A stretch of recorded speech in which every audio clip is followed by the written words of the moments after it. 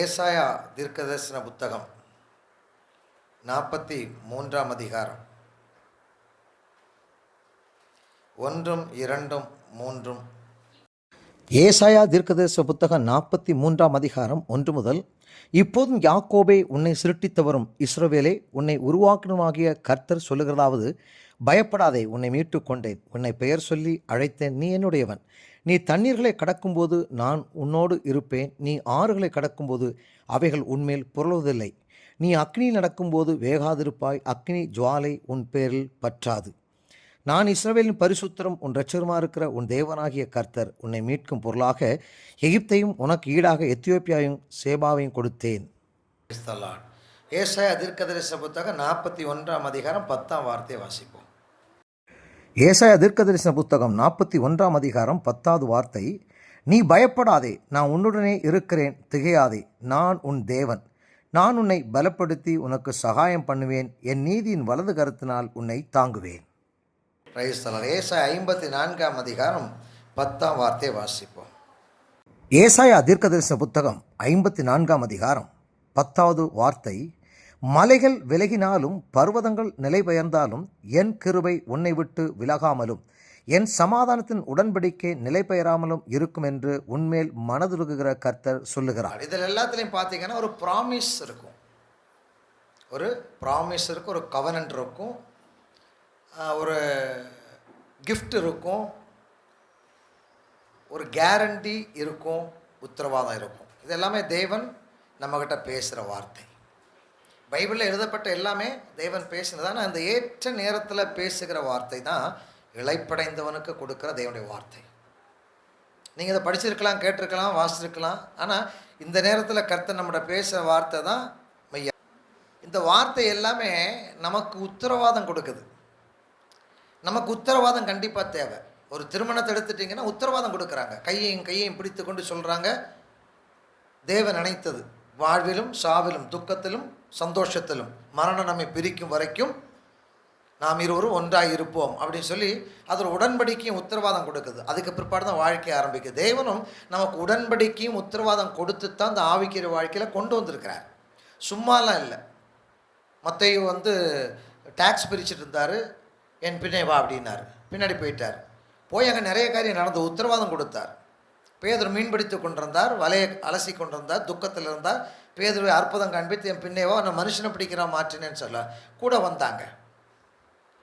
அப்போ எல்லாருக்குமே உத்தரவாதம் கொடுத்தான். உங்களை என்னையும் உத்தரவாதம் கொடுத்து தான் கொண்டு வந்திருக்கிறார். உன் பெயரை சொல்லி தாயின் கருவிலே உருக்கொள்வதற்கு முன்பாக என் கண்கள் உன்னை கண்டது, பூமியின் கடையாந்த எல்லைகள் வைத்து உன் எலும்புகளை நான் உருவாக்கினேன்னு சொல்லி சங்கீதம் 139 வாசிக்கிறோம். அப்போ எல்லாமே பார்த்தீங்கன்னா வாக்கு தத்துவம் உத்தரவாதம் கொடுத்து கர்த்தரமை கொண்டு வந்திருக்கிறார். பிரைஸ் தி லார்ட், ஹல்லேலூயா. அப்போ உத்தரவாதம் கொடுத்தவர் தாங்க நம்ம கொண்டு போகணும்.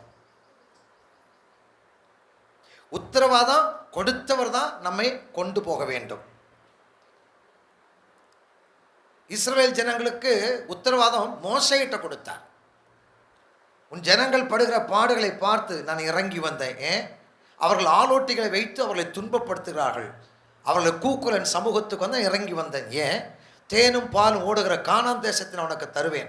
எமோரியர், கானானியர், எபூசியர் இவங்க இருக்க தேசத்தை அழித்து நான் அவளுக்கு கொடுப்பேன் அப்படி உத்தரவாதம் கொடுத்து மோசேட்ட கொடுக்குற. மோசே ஜனங்கிட்ட டிரான்ஸ்லேட் பண்ணி கொடுக்குறார், புரிய வச்சு கொடுக்குறாரு, தெரிய வச்சு கொடுக்குறாரு. கொடுத்து தான் இஸ்ரவேல் ஜனங்களை எகிப்திலிருந்து அடிமைத்தன நுகத்திலிருந்து கூட்டிகிட்டு போகிறார்.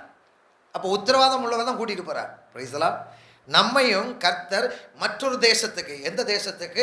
தேவனுடைய பட்டணத்துக்கும் தேசத்துக்கும் நம்மை அழைத்து கொண்டு போகிற கர்த்தர். Price the Lord.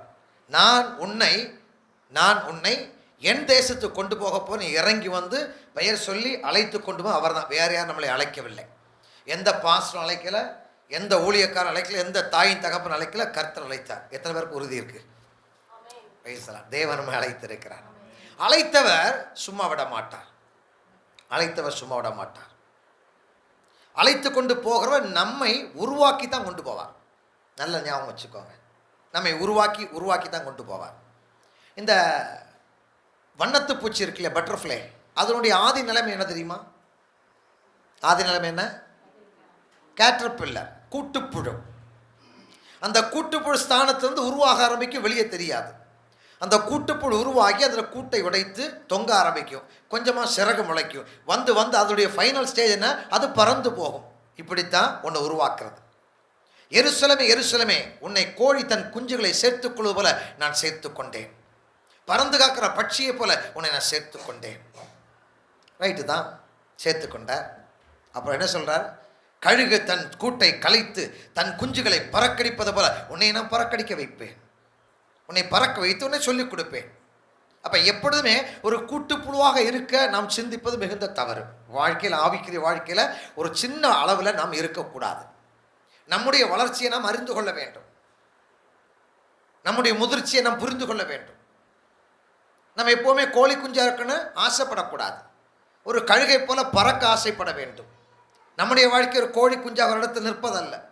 இந்த உலகத்தில் எல்லா காரியங்களும் நமக்கு ஒரு பெரிய ஒரு வேண்டுதலாக ஜெபமாக ஏறெடுக்கப்படக்கூடாது. பிரைசலாம், புரியுதா இல்லைங்களா? நம்ம வாழ்க்கையின் தேவைகள், போராட்டங்கள் ஒரு பெரிய பிரச்சனை அல்ல என்று சொல்லக்கூடிய அளவுக்கு ஒரு வளர்ச்சி நமக்குள்ள வர வேண்டும். ஏன்னா உத்தரவாதம் கொடுத்தார் இல்லையா, அவர் பார்த்து கொள்வார். அவருக்கு பேர் தான் யெகோவா ஈரே அப்படின்னு. எதனால கொடுத்தாரு? ஆபிரகாம் கொடுத்தார். ஏன் கொடுத்தாரு? இப்போ பிள்ளையா உயிரை கேட்கிறாரு. பிள்ளை உயிர் பலி கொடுக்க போகிறார், நிறபலி கொடுக்க போகிறேன் அப்படின்னு சொல்லி தான் போறாரு. அவர் அந்த 3 நாள் கண்களை ஏறெடுக்காம தலை குனிந்த தலையோடு கூட அந்த 3ஆவது நாள் அந்த பர்வதம் வரைக்கும் போகும் பொழுதும் தேவனை குறித்து தியானம் பண்ணினார். தேவனுடைய ஆதி அன்பை ருசிக்க ஆரம்பித்தார். 75வது வயதிலே அவர் தேவன் ஆபிரகாமை சந்தித்து அழைத்த நாள் இருந்து இந்த ஈசாக்கை கொடுத்து வளர்த்து ஆளாக்கி கொண்டிருக்க நாட்கள் வரைக்கும் தேவனுடைய அன்பை ருசிக்க ஆரம்பித்தார். அப்புறம் தான் ஒரு கான்ஃபிடென்ட் வந்தது. என்ன கான்ஃபிடென்ட் வந்தது? அவர் நரபலி கேட்கறவள் அல்லன்னு சொல்லி தான் சொன்னார். பலியை கர்த்தர் பார்த்துக்குவார், நீ என் கூட வா, யெகோவா ஈரே. இந்த கான்ஃபிடென்ட் நம்ம வாழ்க்கைக்கு வரணுங்க. அந்த 3 நாள் வரைக்கும் தன் குமாரனை கேட்பார் என்ற பயம் இருந்தது. அதோடு கூட 3 நாளும் தேவனுடைய அன்பையும் தேவனுடைய வாக்குத்தத்தங்கள் ருசிக்க ஆரம்பித்த பிற்பாடு அந்த பயம் கடந்து போச்சு. என்ன பயம்? உலகத்தை குறித்து, வாழ்க்கையை குறித்து எல்லாம் கடந்து போச்சு. ரைசலாம், தேவனை நன்றாக புரிந்து கொள்ள ஆரம்பிச்சு. அந்த முதிர்ச்சி, மெச்சூரிட்டின்னு சொல்லுவாங்க, க்ரோத்தின்னு சொல்லுவாங்க, வளர்ச்சின்னு சொல்லுவாங்க. ஆவிக்கிற வாழ்க்கை நமக்கு முதிர்ச்சியும் வளர்ச்சியும் தேவை. முதிர்ச்சியும் வளர்ச்சி நமக்கு இல்லைன்னா குழந்தைகளைப் போல, சிசுக்களைப் போல இருப்போம். இருக்கக்கூடாது. நமக்கு ஒரு முதிர்ச்சி வேணும். நம்ம என்ன செய்யணும்? பிள்ளைங்க ஃபஸ்ட்டு ஸ்டாண்டர்டில் சேர்க்குறோம், அடுத்த வருஷம் எத்தனை ஸ்டாண்டர்டு போகும்? 2nd, 3rd, 4th போகும். ஒரே ஸ்டாண்டர்டில் இருக்க வைக்க எந்த பெற்றோரும் விரும்ப மாட்டாங்க. இந்த ஸ்கூலுக்கு போய் இந்த பிள்ளைங்க விரும்ப மாட்டாங்க. ஆவிக்கிற வாழ்க்கையில் அப்படித்தான். பிரைஸ்லாட், முன்னேறி போக வேண்டும். உலகம், பிரச்சனை, போராட்டம் எல்லாம் இருக்கத்தாங்க செய்யும். அதோட கூட உத்தரவாதம் கொடுத்தவர் கூட இருக்கார் இல்லையா, அவர் நம்மை கொண்டு போக ஆசைப்படுகிறார். விட்டு கொடுப்பவன் கெட்டு போகிறவன் விட்டு கொடுக்க மாட்டான். இப்போ நம்ம வாழ்க்கையில் எந்த பகுதி விட்டு கொடுக்கல, அந்த இடத்துல கெட்டு போய் கொண்டிருக்கிறோம் என்பதை ஆவியானவர் தெளிவிக்கிறார். பிரைஸ்லாட், உத்தரவாதம் கூட கொடுத்த தேவன் நம்ம கூட வாசமாக இருக்கிறார். ஆமென். அவரை புரிந்து கொள்வது பெரிய கஷ்டமாக இருக்குது. குடும்ப வாழ்க்கை எப்படிங்க முன்னேறும்? குடும்ப வாழ்க்கை எப்படி சந்தோஷம் வரும்? நான் சொல்கிறேன், ஒருத்தர் புரிந்து கொள்கிற வரைக்கும் போராட்டம் இருக்கும். ஒருத்தருக்கு ஒருத்தர் புரிந்து கொண்டாங்கன்னா சந்தோஷமாக இருக்கும். நான் சொல்கிறது தப்பா சரியா? புரிந்து கொள்றதாங்க எல்லாமே இருக்குது. கர்த்தர் கூட இருந்தாலும் ஒருத்தர் புரிந்து கொள்ளலாம், பிரச்சனையும் போராட்டம் வரத்தான் செய்யும். அந்த கணவனும் மனைவியும் ஒருத்தருக்கு புரிந்து கொள்றதெல்லாம் இருக்குது அந்த குடும்ப வாழ்க்கையின் ரகசியங்கள். சேம் அப்படித்தான் சபையும். கிறிஸ்துவுக்கு நமக்குள்ள புரிந்து கொள்ள அண்டர்ஸ்டாண்டிங் இருக்கிற வரைக்கும் தான். அண்டர்ஸ்டாண்டிங் இல்லைன்னா இயேசு கூட இருந்துட்டு பிரயோஜனம் இல்லை. புரியுதுங்களா? மனைவியை கணவனை புரிந்து கொள்வதும் கணவனை மனைவி புரிந்து கொள்வதும் இது கொஞ்சம் நாளாகும். சொன்ன மாதிரி விட்டு கொடுத்தா தான் புரிந்து கொள்ள முடியும். ஒரு கணவன் தன்னை திறந்து கொடுக்க வேண்டும், மனைவி தன்னை நான் என்னுடைய கெப்பாசிட்டி இவ்வளோ தான், இதில் உன்னால் ஹானர் பண்ண முடியுமா, லவ் பண்ண முடியும், ஓகே. என்னுடைய எதுவும் இப்படித்தான், ஹானர் பண்ணி லவ் பண்ண முடியும், புரிஞ்சாச்சு. புரிந்து கொள்ள வச்சு பாருங்க, பார்ப்போம், சமாதானம் போகும். அது நம்மகிட்ட சுத்தமாக கிடையாது. புரிந்து கொள்ளுதல் ரொம்ப கம்மியாக இருக்குது. என்னையும் சேர்த்தான் சொல்கிறேன். நம்ம வாழ்க்கையில் புரிந்து கொள்ளுதல் அதிகமாக இருக்க வேண்டும். கிறிஸ்துவை கொடுத்தான் இயேசு தேவன் சொன்னார், நீ அமைதலாயிரு, நீ அமர்ந்து என்ன அர்த்தம்? பல மணி நேரம் காத்திருந்து நானே கர்த்தர் என்று அறிந்து கொள். நான் யாருன்னு உனக்கு தெரியட்டும். நீ உட்காந்து என்னை புரிஞ்சுக்கோ. நான் உன்னை உண்டாக்கின எனக்கு தெரியும் நீ யார், நீ என்னெல்லாம் கேட்ப, எப்படியெல்லாம் அழுவ, எங்கே தொட்டா விழுவ எனக்கு நல்லா தெரியும். முதல்ல நீ என்னை புரிஞ்சுக்கோ. நீ என்னை புரிந்து கொள்ள ஆரம்பிக்கும் போது உன் தன்மைகள் மாறும், உன் கேரக்டர் மாறும். Praise the lord. அல்லேலூயா. அதனால கர்த்தர் நமக்கு வாக்குத்தத்தமும் உத்தரவாதமும் தீர்க்க தரிசனமும் ப்ராமிஸும் கொடுத்து நம்மை கொண்டு போக. அதனால கலங்க வேண்டாம். கேரண்டி கொடுத்தா கூட்டு வந்தார். கேரண்டி கொடுத்தா கூட்டு வாசிச்சு பாருங்க. 22 வாசிங்களேன். 15 யாத்திரிகாமம் 15 எக்ஸோடஸ். யாத்திரிகாமம் 15ஆம் அதிகாரம் 22 முதல் வார்த்தை. பின்பு மோசே இஸ்ரவேல் ஜனங்களை சிவந்த சமுத்திரத்திலிருந்து பிரயாணப்படுத்தினான். அவர்கள் சூர் வனாந்திரத்துக்கு புறப்பட்டு போய் 3 நாள் வனாந்திரத்திலே தண்ணீர் கிடையாமல் நடந்தார்கள். அவர்கள் மாராவிலே வந்தபோது மாராவின் தண்ணீர் கசப்பா இருந்ததினால் அதை குடிக்க அவர்களுக்கு கூடாதிருந்தது. அதனால் அவ்விடத்துக்கு மாரா என்று பெயரிடப்பட்டது. அப்பொழுது ஜனங்கள் மோசேக்கு விரோதமாய் முறுமுறுத்து என்னத்தை குடிப்போம் என்றார்கள். மோசே கர்த்தரை நோக்கி கூப்பிட்டான். அப்பொழுது கர்த்தர் மோசேக்கு ஒரு மரத்தை காண்பித்தார். அதை அவன் தண்ணீரில் போட்டவுடன் அது மதுரமான தண்ணீராயிற்று. அவர் அங்கே அவர்களுக்கு ஒரு நியமத்தையும் ஒரு நியாயத்தையும் கட்டளையிட்டு. 3 நாள் பிரயாணம், தண்ணி இல்லை. வாக்குத்தத்தம் பண்ணப்பட்ட ஜனங்கள் புறப்பட்டு வராங்க. 3 நாள் தண்ணி இல்லை. 40 லட்சம் ஜனங்கள். நடக்கிற கதையா? நாக்கு வறண்டு மேல்நாக்கோடு ஒட்டி பழுதம் கீழே விழுந்து அதை கழுத மேலே தூக்கி சுமந்து இழுத்து கட்டி கொண்டு வந்து 3ஆவது நாள் ஒரு தண்ணி துறையை பார்க்குறாங்க. வாயில் வச்சா கசப்பு, குடிக்க முடியலை. மோசேட்ட முறுமுறுக்க ஆரம்பித்தாங்க. மோசே என்ன செஞ்சார்? மோசையும் முறுமுறுத்தாரா? என்ன செஞ்சார்? ஒரு சின்ன கொம்பை வெட்டினார், தண்ணியில் போட்டார். தண்ணி என்னாச்சு? மதுரமாக மாறிச்சு. நல்லா கவனிங்க. தேவன் வாக்குத்தத்தம் பண்ணினதுனால, நம்ம கூட இருக்கிறதுனால, எந்த பிரச்சனையும் போராட்டம் இருந்தாலும் அதற்கு ஒரு தீர்வை கூட வைத்திருக்கிறார். பேசலாம். நல்லா கவனிச்சு, நல்லா உற்று கவனிங்க. கடினமாக உழைப்பதனால் அல்ல, கவனமாக உழைப்பதனாலே மேலோங்கி வர முடியும். கடினமாக உழைச்சிட்டு கவனம் தவறிவிட்டால் மேலோங்கி வர முடியாது. இன்னைக்கு நிறைய பேர் ஹார்ட் ஒர்க் பண்ணுறாங்க, ஆனால் பெர்ஃபெக்டாக பண்ண மாட்டேன்றாங்க. அதுக்கு தான் அர்த்தம். நல்ல கவனமாக கேளுங்க. எந்த பிரச்சனையும் போராட்டமும் ஒரு கிறிஸ்தவனுக்குள்ள, அழைக்கப்பட்ட ஒரு மனுஷனுக்குள்ள வாக்குத்தத்தமும் தீர்க்க தரிசனமும் அவன் மேலே வைக்கப்பட்ட தேவனுடைய ஒரு பிள்ளையோடு கூட தேவன் வரும் பொழுது அவன் வாழ்க்கையில் வரக்கூடிய எந்த பிரச்சனைக்கும் ஒரு சொல்யூஷன் கூட உண்டு. மறந்துடக்கூடாது. நாம சொல்யூஷனை விட கூட இருக்கிற கர்த்தரை விட அந்த வைப்ரேஷனில் போய் மாட்டிக்கிறோம். எங்க? அந்த பிரச்சனையில மாட்டி உளர ஆரம்பிக்கிறோம். உழண்டு போகிறோம். அந்த பிரச்சனையைத்தான் நம்முடைய பெரிய ஒரு போராட்டமாக பார்த்து அதிலே நேரங்களை செலவு பண்ணி அந்த பிரச்சனையை கொஞ்சம் கொஞ்சமாக நம்முடைய இருதயத்துக்குள்ளும் சிந்தைக்குள்ளே உள்ள விட்டுறோம். அதனால அந்த பிரச்சனை, வெளியே இருக்கிற பிரச்சனை இப்போ உள்ளே வந்துருச்சு. உள்ளே வந்தால் சும்மா வைக்குமா? நம்மளை கலங்கடிக்க பண்ணும், நம்மளை டென்ஷன் ஆக்கும். கவலை, வருத்தம், பாரம், துக்கம், அவிசுவாசம், சோர்வு, மந்தம், இருள், ஜெபிக்க முடியாத சூழ்நிலை உள்ளுக்குள்ளே கிரியேட் பண்ணி வச்சிரும். பிரச்சனை எங்கே இருந்த பிரச்சனை? வெளியில் இருந்த பிரச்சனை. இப்போ பிரச்சனை எங்கே வந்துருச்சு? உள்ளே வந்துருச்சு. பேசலாம். எவ்வளோ பெரிய பிரச்சனையாக இருந்தாலும் அதற்கு ஒரு தீர்வை தேவன் வைத்திருக்கிறார். இன்னிலிருந்து நீங்கள் அதை உறுதியாக பிடிச்சுக்கொள்ளுங்க. என் குடும்பத்தில், என் வாழ்க்கையில் ஒரு பிரச்சனை எழுப்பி வரும்பொழுது எல்லாமே ஒரு தீர்வு என் கூட வந்து கொண்டே இருக்கிறது. இஸ்ரவேல் ஜனங்கள் நடத்தி கொண்டு போகிற நேரத்தில் பாலைவனத்தில் நடக்கக்கூடிய மண்ணெல்லாம் சூடாக இருக்கும். பாலைவனத்தில் பலவிதமான ஊரும் பிராணிகள் இருக்கிற இடம். அங்கே அந்த சுழல் குழியெல்லாம் இருக்கும். உள்ளே போச்சா உள்ளே இழுத்துரும். அப்படிப்பட்ட மோசமான இடத்தின் மூலமாகத்தான் தேவன் அந்த ஜனத்தை நடத்தினார். மோசமான வழியைத்தான் தேவன் அந்த ஜனத்தை நடத்த. அந்த ஜனங்கள் வணங்கா கழுத்துள்ளவர்கள், கீழ்ப்படியாதவர்கள், அவிசுவாசிகள், அடிமைத்தனத்தின் நுகத்தை சுமந்தவர்கள், இருதயம் கடினப்பட்டவர்கள், நன்மையை அறியார், தீமையாக குடித்து கொண்டிருந்த ஜனங்களை கர்த்தந்த வழியை நடத்தினார். அப்பொழுது போல அவர் மனம் இலகிவிட்டது. சூப்பர் வெயிலுங்க. அந்த நேரத்தில் என்னாச்சு? மேகஸ்தம்பமாய் அவர்களுக்கு மட்டும் மேகஸ்தம்பம். நினச்சி பாருங்க. அப்போ நடக்கிற கதை அதெல்லாம் 40 வருஷம் நடத்தினான்னா எவ்வளோ சூப்பர் நேச்சுரல் நடத்தியிருப்பாரு. அந்த ஜனத்தை நெருங்க முடியாமல் எல்லாம் அங்கலாய்ச்சிட்டு இருந்தாங்க. வெளியில் இருந்து வேறு பார்க்குறான். பாலாக்கராஜா பார்க்குறான். பிள்ளையாம் தீர்க்கதரிசியோட வெட்டுக்கிளைகளை போல பரம்பி இருந்தார்கள். 70 பேரிச்சமடம், 100க்கும் அதிகமான துறவுகள் அவங்களுக்காகத்தான். மேகஸ்தம்பம் யோசிச்சு பாருங்க. அப்போ 40 லட்சம் ஜனத்தை மேகஸ்தம்பம் போட்டு அடைச்சு அப்படியே சென்ட்ரல் ஏசி அன்னைக்கே இருந்தது. ஓ ஜென்ரல் ஏசி அன்னைக்கே இருந்தது.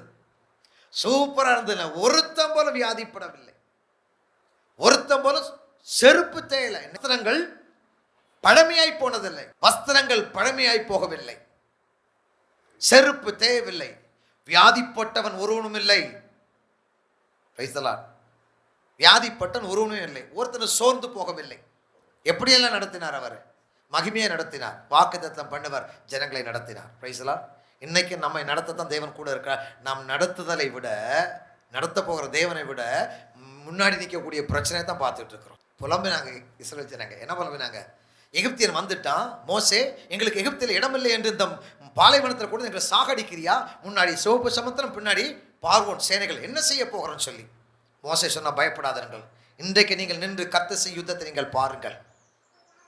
அந்த ஜனத்தை காத்து கொண்டிருந்த தூதர்கள் அவர்களை விட்டு பின்னோக்கி போனார்கள். அவருக்கு முன்னாக போன மேகம் அவர்களை விட்டு பின்னோக்கி நகர்ந்தது. மோசே, நீ ஏன் அமைதலா இருக்கிறாய்? என்னிடத்தில் நீ முறையிடாதே, உன் கையில் என்ன இருக்குது அதை நீட்டினார். அவர் கையில் இருக்க கோலை நீட்டினார். இரவு முழுவதும் தேவனுடைய கீழ்காற்று வீச ஆரம்பித்தது. ராத்திரி ஃபுல்லா கீழ்காற்று வீசி கடலை ரெண்டா பிளர்ந்து கொண்டு வந்து ஜனங்களை கட்டாந்தரை போல நடத்த ஆரம்பித்தார். எங்கெல்லாம் ப்ராப்ளம் இருந்தோ அங்கெல்லாம் சொல்யூஷன் கூட இருந்ததுங்க. நம்ம வாழ்க்கையில் அப்படித்தாங்க. எந்தெந்த ப்ராப்ளம் வந்தாலும் தேவனுடைய தீர்க்கதரிசன வார்த்தைகள் நமக்கு முன்பாக வர வேண்டும். காரணம், நடத்துகிறவர் கூட இருக்கார். மத்த 28:20 என்ன வாசிக்கிறோம்? மத்த 28ஆம் அதிகாரம் 20ஆம் வார்த்தையை வாசிங்க. நான் உங்களுக்கு கட்டளையிட்ட யாவையும் அவர்கள் கைக்கொள்ளும்படி அவர்களுக்கு உபதேசம் பண்ணுங்கள். இதோ, உலகத்தின் முடிவு பரியந்தம் சகல நாட்களிலும் நான் உங்களுடனே கூட இருக்கிறேன் என்றார். ஆமென். இயேசு கிறிஸ்து அந்த உத்தரவாதம் கொடுத்துட்டார். உலக முடிவு, எண்ட் ஆஃப் த வேர்ல்டு, உலகம் அழியிற வரைக்கும், இந்த பூமி சுருட்டப்படுற வரைக்கும் நான் உங்க கூட இருக்கிறேன். இன்னைக்கு கர்த்தர் கூட இருக்கான்னு சொல்றமே வழிய அவர் கிரியை செய்ய நம்ம விட மாட்டேன்றோம். அப்ப நம்முடைய கான்ஃபிடென்ட், நம்முடைய கான்செப்ட், நம்முடைய டெஸ்டினி, நம்முடைய பார்வை அவர் கொடுத்த வாக்குத்தத்தத்தின் மேல் அல்ல, நமக்கு முன்பாக இருக்கக்கூடிய பிரச்சனை மேல் இருக்கிறதுனால தாங்க அவர் எதையுமே செய்ய முடியாம இருக்குது. வேதத்துல எல்லாம் வாசிச்சு பாருங்க, எல்லா தீர்க்கதரிசிகள், எல்லா ராஜாக்களும் தேவனை அண்டி கொண்ட பொழுது அற்புதம் நடத்தினார். ப்ராப்ளம் பெருசு, சொல்யூஷன் சிறுசு. சமரியா பட்டணத்தை அசரிய ராஜாக்கள் சூழ்ந்து கொண்டார்கள். 2 ராஜாக்கள்ல ஒரு கழுதை தலையின் விலை 80 வெள்ளிக்காசு. பஞ்சம், அந்த நாட்டை சூழ்ந்துட்டாங்க. எருசலேம் சமரியாவை சூழ்ந்துட்டாங்க. சமரியா பட்டணத்தை சூழ்ந்தா உள்ள தண்ணி போகலை, ஃபுட்டு போகலை, ஒன்று போகலை, ஃபுல்லாக அடைச்சாச்சு. உள்ள பஞ்சம் ஆயிடுச்சு. உள்ள இருக்க ஜனங்க வெளியில் வந்தால் வெட்டி கொள்ளணும்.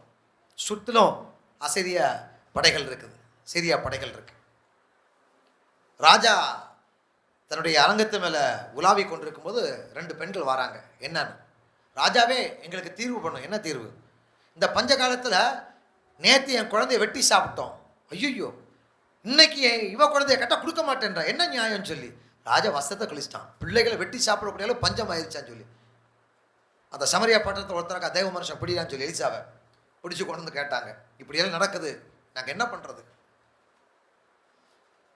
பெரிய ப்ராப்ளங்க. தேவ மனுஷன் என்ன சொன்னார் தெரியுமா? நாளை இந்நேரத்தில் ஒரு மரக்கால் கோதுமைமா 1 சேக்கலுக்கும், ஒரு மரக்கால் வார் கோதுமைமா 1 சேக்கலுக்கும் கொடுக்கப்படும் என்று சொன்னான். மறுநாள் காலையில் அப்படியே கர்த்தர் அற்புதங்களை செய்தார். ப்ராப்ளம் பெருசு தான், சொல்யூஷன் சிறுசு. ஆனால் கர்த்தர் சொல்யூஷனை நம்ம வாழ்க்கையில் அப்ளை பண்ணுவார். Price the Lord. எந்த ப்ராப்ளம் இருந்தாலும் தேவ மனுஷனாகிய பரிசுத்த ஆவியானவரை, எல்லாரும் அப்படி தான் செஞ்சாங்க. என்ன ப்ராப்ளம் வந்தாலும் எங்கே போனாங்க? தேவ மனுஷன். 2 ராஜாக்கள் 3ஆம் வாசித்து பார்த்தீங்கன்னா, ஒரு தீர்க்கதரிசியின் மனைவிக்கு 2 பிள்ளைகள் இருந்தாங்க. அவளுக்கு ஏகப்பட்ட கடன், தீர்க்கதரிசி இறந்து போயிட்டான். அவள் பிள்ளைகளை கடங்க வந்து கேட்குறான் கொடுன்னு சொல்லி. ஆனால் அவள் என்ன செஞ்சா தெரியுமா? நேரே தேவ மனுஷனத்தில் வந்து கேட்டான். தேவ மனுஷனே, நான் ஒரு தீர்க்கதரிசியின் மனைவி, நிறைய கடன் பட்டுட்டேன், என் கணவன், என் பிள்ளைகள் அடமானம் கேட்குறேன், என்ன பண்ணுன்னு சொல்லி. அவன் சொல்கிறான், அவன்கிட்ட என்ன இருக்குன்னு. ஒரு கலசம் எண்ணெய் இருக்குது, பக்கத்து வீட்டில் இருந்தெல்லாம் பாத்திரங்களை வார்த்து அந்த எண்ணெயை வார்த்து வை அப்படின்னு போய் செஞ்சால் பாத்திரங்களை எண்ணெய் வார்த்து வைத்தான். திரும்ப தேவ மனுஷன் தான், என்ன செய்யணும்னு சொல்லி, இந்த எண்ணெயை விற்று காசு எடுத்து அவங்களுக்கு கொடுத்துரு, நீயும் குடும்பமும் சந்தோஷமாயிரு. Praise the lord. அல்லேலூயா. ப்ராப்ளம் பெருசு தாங்க, சொல்யூஷன் எங்கே இருக்குது? நம்ம கூட இருக்கிற தேவ ஆவியானவர்கிட்ட கர்த்தர்கிட்ட இருக்கு. முதல்ல அங்கே போக படிக்கணும். ப்ராப்ளம் வரும்போது எல்லாமே நேரே உங்களை உண்டாக்குன்னு, நம்மளை உண்டாக்குன்னு வாக்குத்தத்தம் பண்ண கூட இருக்கேன்னு சொன்னார்ல, அவரை பிடிங்க, அவரை பிடிங்க, அவரை பிடிங்க. அவரை பிடிச்சா நீட்டாக அவர் செய்வார். Price the Lord. நம்ம அவரை தவற விட்டுறோம், நம்ம அவரை தவற விட்டுறோம். 12 வருஷம் பெரும்பாடுல ஸ்திரீங்க, 12 வருஷம் பெரும்பாடு, பிளட் ப்ளீடிங் போயிட்டு இருக்குது. பிளட் ப்ளீடிங் போனாலும் தீட்டு லெவல், அவளை ஊருக்குள்ளே ஏற்றக்கூடாது. நிறைய வைத்தியம் பார்த்தா, ஆனால் ஒன்றுமே முடியலை. கடைசியில் இயேசு கிறிஸ்துவை குறித்து கேள்விப்பட்டான். கேள்விப்பட்ட உடனே அவர் டிசைட் பண்ணான், நான் அவர் பின்னாக சென்று வஸ்திரத்தின் ஓரத்தையாகிலும் தொட்டு சொஸ்தமாவே என்று சொல்லி பின்னாடி போயிட்டான். போய் தொட்டா சொஸ்தமானான். அப்போ இயேசு கேட்கிறார், யார் என்னை தொட்டார்கள் என்று சொல்லி. பேதுரு சொல்கிறார், என்னங்க இத்தனை பேர் நெருக்கிட்டு இருக்கிறோமே, உண்மை தொட்டில் உன் மேலே கை போட்டு நாங்கள் உண்மை பிடிச்சிட்டு போகிறோமே, எங்கிட்டலாம் நீங்கள் கேட்கலையான்னு சொல்லி. இல்லை, விசுவாசத்தோடு யாரை என்ன தொட்டார்கள். பிரச்சனை வரும்பொழுது அவன் எங்கே போனான்னா வைத்தியங்கிட்ட போனால், சொத்தை விற்றா, மருந்து சாப்பிட்டா, ஒரு ஹீலிங் நடக்கலை. அன்னைக்கு லூக்கான்கிற வைத்தியன் இருந்தான், ஒரு ஹீலிங் நடக்கலை. அவன் எங்கே அரசியல் வந்தா, இயேசு கிறிஸ்துவை தேடி வந்து தொட்டா பாருங்க, சுகத்தை பெற்றுக்கொண்டா. 12 வருஷம் ப்ராப்ளம் வித்தின் செகண்டில் மறைய ஆரம்பித்தது. ரைசலாம் ப்ராப்ளம் எவ்வளோ பிரச்சனை கிடையாதுங்க, எவ்வளோ டெப்த்லாம் பிரச்சனை இல்லை, எத்தனை பேர் விரோதமாக இருக்க பிரச்சனைலாம் கிடையாது. ஒரே ஒரு பிரச்சனை தான், இயேசுவை சந்திச்சிங்கன்னா ப்ராப்ளத்தை பார்த்துக்குவான், தீர்வு கூட இருக்குது. நாம் தான் குழம்புறோம். மனநிலைமை தெளிவாக இருந்தால் தாங்க தேவன் நமக்கு வச்சிருக்கக்கூடிய நன்மைகளை நம்ம உணர முடியும். இல்லாத வரைக்கும் உணர முடியாது. பிரைஸ்லாம் ஹல்லேலூயா. ஒரு ஜெபிச்சதுனால காரியம் நடக்கும் இல்லை. தேவ சமூகத்தில் உங்கள் ஆலோசனை என்ன சொல்லி கேளுங்க பார்ப்போம். ஆலோசனை கேட்டு பாருங்க பார்ப்போம். ஆலோசனை கற்று ஈஸியாக முடிப்பார். வாசிச்சு பாருங்க தானியேல் புஸ்தகம், அதோடைய 6ஆம் அதிகாரம், அதில் 7லேருந்து வாசிக்கிறேன். ராஜா கையெழுத்து போட்டது தானியேலுக்கு தெரியும். காரணம், இவனும் ஆஃபீஸில் ஒர்க் பண்ணக்கூடிய ஒரு கவர்னர்.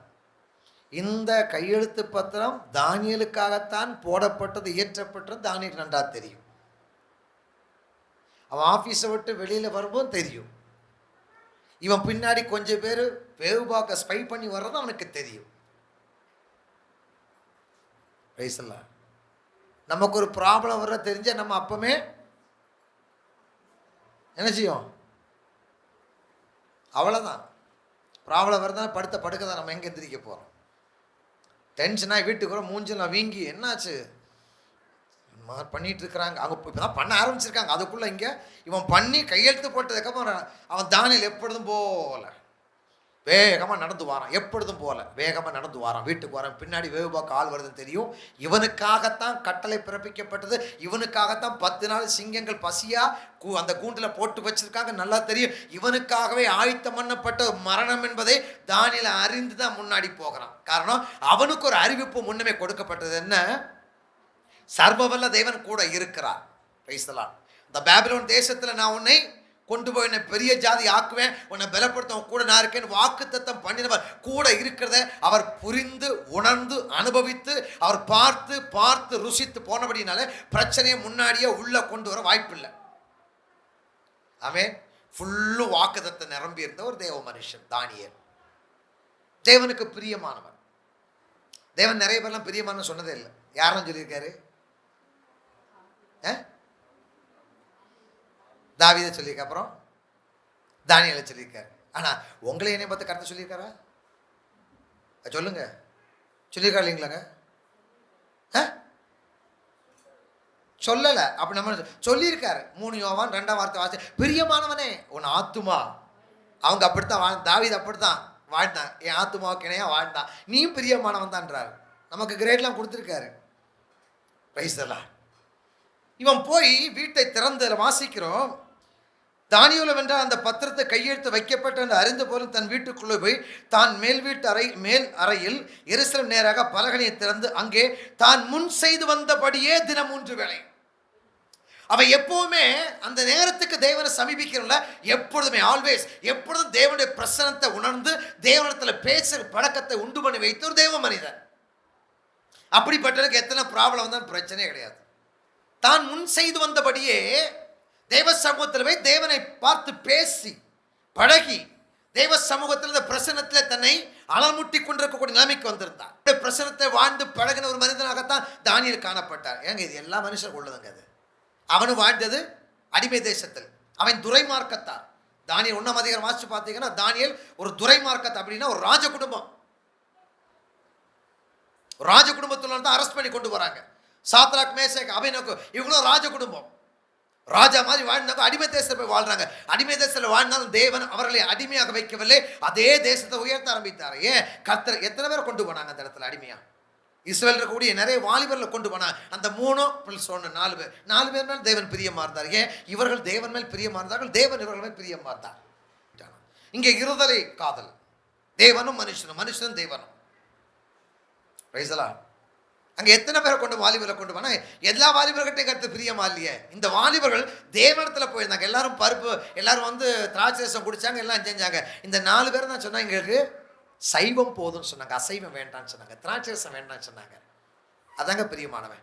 தேவனுக்கு பிரியமானது ஒரு மனுஷன் ஏற்றுக்கொண்டு அந்த பிரியத்துக்குள் போறவன் தான் பிரியமானவன். தேவன் வெறுக்கிற காரியத்தை வெறுக்கிறவன் தான் தேவனுக்கு பிரியமானவன். தேவன் விரும்பாத காரியத்தை விரும்பாதவன் தான் தேவனுக்கு பிரியமானவன். அன்னைக்கு சாத்ராக், மேஷாக், அபேத்நேகோ, தானியேல் இவங்க 4 பேரும் சொன்னது தான், நாங்கள் திராட்சை ரசம் குடிக்க மாட்டோம், மாமிசம் சாப்பிட மாட்டோம், பருப்பு மட்டும் தாங்க போதும். அப்போ நாங்கள் கொடுத்தவர்களை போல ஆகும். காரணம் எங்களை உருவாக்குனது எங்க கூட இருக்கார். அவர் எங்களை பிளஸ் பண்ணி எங்களை மகிமையில நிரப்புவார். ரைசலாம் அல்லேலூயா. காலத்துக்கு தகுந்தாப்புல கோலங்களாக மாறக்கூடாதுங்க. என்ன காலம் மாறினாலும் நாம் கிறிஸ்துவுக்கு நிலை கொண்டு இருக்க வேண்டும். லூக்கா சுவிசேஷம் 4ஆம் அதிகாரத்தை வாசித்து பார்த்தீங்கன்னா, இயேசு கிறிஸ்து உயர்ந்த மலை கூட்டிகிட்டு போனான். ஒரு வினாடியில் உலகம் அது மகிமை அவருக்கு காண்பித்து, இதெல்லாம் எனக்கு ஒப்பு கொடுக்கப்பட்டிருக்கிறது, எனக்கு பிரியமான கொடுப்பேன், என் காலில் விழுந்து வணங்கு, அப்போ நான் உனக்கு தாரேன். இந்த உலகமும் அது மகிமையும் சாத்தானுடையது, தேவனுடையது அல்ல. தேவன் உலகத்துக்கு விரோதி, உலகத்துக்கு பகைஞ தேவன். உலகமும் இச்சைகள் ஒழிந்து போகும். உலகத்தின்படி நடக்கும் தேவ சித்தத்தை நிறைவேற்ற முடியாது. உலகம் அது கலாச்சாரத்துக்குரிய, உலகம் மாறிக்கொண்டே இருக்கும். தேவன் உலகத்துக்குரிய அல்ல, உலகத்தை அவர் உண்டாக்கவில்லை. பிரசங்கில பார்த்து உலகத்தை உண்டு, அது ஆவிக்குரிய உலகத்தை உண்டு பண்ணினார். ஸ்பிரிச்சுவல் வேர்ல்டு இருக்குது, ஈவில் வேர்ல்டு இருக்குது. அவனுடைய மகிமையை தான் இன்னைக்கு பார்த்து கொண்டிருக்கிறோம். நமக்குன்னு கலாச்சாரம் இருக்குதுங்க, நமக்குன்னு கலாச்சாரம் இருக்குது. வெளிநாட்டுக்கு, ஒவ்வொரு நாட்டுக்கு ஒரு கலாச்சாரம் இருக்குது. அந்த நாட்டு கலாச்சாரம் நமக்கு ஒத்து வராது. அதனால தான் ஆபிரகாம் சொல்கிறது, நீ நேரே போய் புறஜாதியை பொண்ணெடுக்காத, நேரே நமக்குன்னு இருக்கக்கூடிய ஜாதிகளை பெண்ணெடு. நீங்கள் மாறி பெண் வேறு தேசத்து பெண் எடுத்துனீங்களேன், நிறைய காரியத்தை சாக்ரிஃபைஸ் பண்ணி போய் புரிஞ்சு கொள்றது வரக்குள்ள வயசாகி போயிடும். சாத்ராக், மேஷாக், அபேத்நேகோ தேவ கலாச்சாரத்தில் இருந்தாங்க, பாபிலோன் கலாச்சாரத்தில் போகலை, திராட்சை தேசம் குடிக்க போகலை, இஸ்ரவேல் கலாச்சாரம், யூதனுடைய கலாச்சாரத்தை நின்னாங்க. கரைப்படாமல் பாதுகாத்து கொண்டார்கள். அவன் 3 வேளையும் தேவ சமூகத்தை நாடுகிறவனாக இருந்தால் பிரச்சனை போராட்டம் பெருசாக இல்லைங்க. அவனுக்கு பெருசு என்ன தெரியுமா? தேவன் தான். அவன் போய் ஜெபிக்க ஆரம்பித்தான். எப்பொழுதும் போல ஜன்னலை திறந்தான், கிழக்கு நோக்கி பார்த்து ஜெபிக்க ஆரம்பித்தான். தேவன் வந்தார், பேசினார், போனார். கடைசியில் கையங்களும் பிடிக்கப்பட்டு சிங்க கவியில் போட்டாங்களா இல்லையா? போட்டாங்க. என்ன நடந்துச்சு? ஒன்றும் நடக்கலை. எப்பொழுது போல தேவன் கூட இருந்தார். சிங்கங்கள் வாய்களை கட்டி போட்டான். மறுநாள் காலையில் தூக்கி எடுத்தார். நான் சொல்கிறேன், உங்களுக்கு விரோதமாக எந்தெந்த ஆயுதங்கள் உருவாக்கப்பட்டிருக்கிறதோ தெரிஞ்சு, உங்களுக்கு விரோதமாக இருக்குன்னு தெரிஞ்சிச்சிங்கன்னா சந்தோஷமாக தேவ பிரசனத்தில் போயிட்டு இருங்க. அதை கர்த்தர் பார்த்துக்குவார். ரைசலாம் அல்லேலூயா, அல்லேலூயா. தாவீது கோலியாத்தை சந்திக்க போகிறான். கோலியாத்தை சந்தித்து இஸ்ரேல் ஜனங்க பயந்து ஓடுறாங்க. 1 சாமுவேல் 17ஆம் அதிகாரத்துக்கு வாசித்து பார்த்தீங்கன்னா, இஸ்ரேல் ஜனங்களாம் ஓடுறாங்க. அவனை பயந்து ஓடுறாங்க. தாவீது இவனுக்கு எதிர்கொண்டு போகிறான். அவன் கடைசியில் கேட்குறான், நான் என்ன நாயா? நீ என்ன கம்பும் கல்லு மாட்டு வர? நான் என்ன நாயா? பிரச்சனை போராட்டம் நம்மளை பார்த்து அப்படித்தான் கேட்கணும். ரைசலாம், நம்ம பிரச்சனை போராட்டத்தை பார்த்து ஓடக்கூடாதுங்க. பிரச்சனை போராட்டம் தானாக மூவ் ஆகணும் மொழியை நம்ம மூவ் ஆகக்கூடாது. ஆமென். நம்ம கூட இருக்கார். பக்கத்தை கையை பிடி சொல்லுங்க, சோர்ந்து போயிட்டீங்க. கையை பிடிங்க, கையை பிடி சொல்லுங்க, சர்வவல்ல தேவன் நம்ம கூட இருக்கார். எவ்வளோ பெரிய பிரச்சனை வந்தாலும் அதுக்கு தீர்வை நம்ம கூட, நம்மோடு கூட, நம்ம வாழ்க்கையில், வேலை ஸ்தலத்தில் வைத்திருக்கிறார். எல்லாவற்றுக்கும் முடிவு உண்டு. உங்கள் நம்பிக்கை வீண் போகாது. பிரச்சனையை பார்க்கிலும், போராட்டத்தை பார்க்கிலும், நெருக்கத்தை பார்க்கிலும் கூட இருக்கிற கர்த்தருடைய அற்புதங்களும் அடையாளங்களும் உங்களுக்கு தீர்வாய் முடியும். பிரைஸ்-தி-லார்ட். நம்ம என்னைக்கு ஜெபித்தோமோ அந்த வினாடியில் கர்த்தர் ஜெபத்தை கேட்கிறவர். நாம நினைக்க ரொம்ப நாளாக ஜெபம் பண்ணிட்டு இருக்கேன். நான் ரொம்ப நாளாக ஜெபம் பண்ணுறலாம் விட்டுருவேன். எனக்கு தேவையில்லை விட்டுருவேன். நீண்ட நாள் எனக்கு பழக்கம் இல்லை. அது என்னன்னு தெரியல. நான் மற்றவங்களை அப்படி இருங்க நான் சொல்லவில்லை. என்னுடைய பழக்கம் நீண்ட நாள் ஜெபம் என்கிட்ட இல்லை. தானியேல் புத்தகத்தை வாசிக்கும் பொழுது தானியேல் தன்னை தாழ்த்தி தன் ஜனத்துக்காக தனக்காக பாவங்களை அறிக்கை செய்து ஜெபித்த உடனே ஜெபம் அப்படி நீண்டு போயிட்டே இருந்தது. சோர்ந்து போயிட்டார். கொஞ்ச நாளைக்கு அப்புறம் தான் கபிரியேல் தூதன் இறங்கி வரார். இறங்கி சொல்றாரு, நீ ஜெபித்த நாளிலே உன் ஜெபம் தேவ சமூகத்துக்கு எட்டினது. நான் உடனே பதில் கொண்டு வரேன். பேர்ஷியன் அதிபதி தடை பண்ணிட்டான். நான் என்ன செஞ்சேன், மிகாவேலை கூப்பிட்டு யுத்தம் பண்ண சொல்லிட்டு நான் வந்துட்டேன், உனக்கு நான் அந்த ரெவலேஷன் கொடுத்துட்டு திரும்ப போகிறேன். Praise the lord. அல்லேலூயா. அப்ப நம்ம ஜெபிக்கிற ஜெபத்துக்கு உடனே பதில் உண்டு. எப்பொழுதும் போல தெய்வ சமூகத்தில் 3 வேளை, எப்பொழுதும் போல தெய்வ சமூகத்தில் 5 வேளை, எப்பொழுதும் போல தெய்வ சமூகத்தில் மொபைல் ப்ரேயரில், எப்பொழுதும் போல தெய்வ பிரசனத்தை உணர்ந்து உணர்ந்து உணர்ந்து போனோமே ஆனால் அந்த ஜெபங்கள் வித்தின் செகண்டில் கேட்டுக்கொண்டே இருக்கும். நமக்கு தேவன் எப்போ வர்றாரு? காலையில் அதிகாலையில் வருவார், அப்புறம் போயிடுவார், போயிட்டு ஏதாவது ஜெப கொடுத்துக்கு வருவார், அப்புறம் போயிட்டு மறுநாள் காலையில் வருவார், அப்புறம் போயிட்டு இப்படி தான் வந்துட்டு இருக்கிறார். அவருக்கு நிறைய வேலை இருக்கு இல்லையா? எல்லாத்தையும் பார்க்கணும்ல. நம்ம ஒரே ஆள்கிட்ட மட்டும் இருந்தால் போதுமா என்ன? Price the Lord. எப்பொழுதும் எப்பொழுதும் அவரோட பழகுற அனுபவத்தை ஏற்படுத்திக் கொள்வோம். ஆமென்.